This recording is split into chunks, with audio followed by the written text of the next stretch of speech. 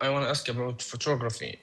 We know that photography is permissible, but the cameras automatically process the photo, meaning they change the white balance, the sharpness, the exposure, and they change sometimes make a color correction.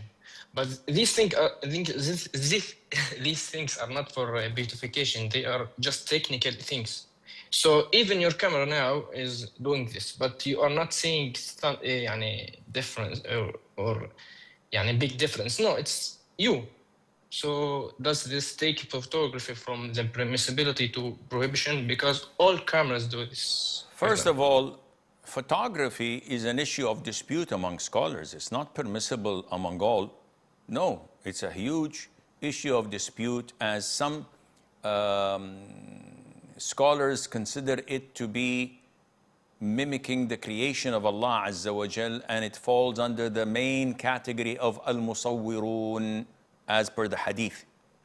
However, I'm inclined to the opinion that says al-musawwirun is specifically limited for those who either draw a 2D drawing or sculpture a 3D statue. That would fall under the hadith without any doubt. So photography, I'm inclined to the opinion that says it's permissible, inshallah, providing it's not for women and it's not of deceased people due to restrictions that may occur because of that.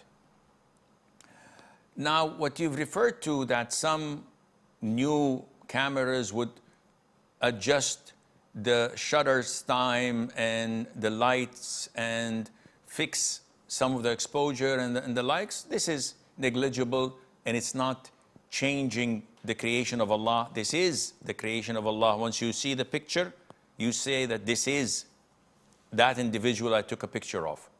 It's him. It's not someone else. What is not permissible is to Photoshop. Well, you will remove some of the pimples or the wrinkles, or dye the hair, or make the person's nose smaller and make him more handsome or uglier, depending on what you want of the end result. This is haram, and Allah knows best.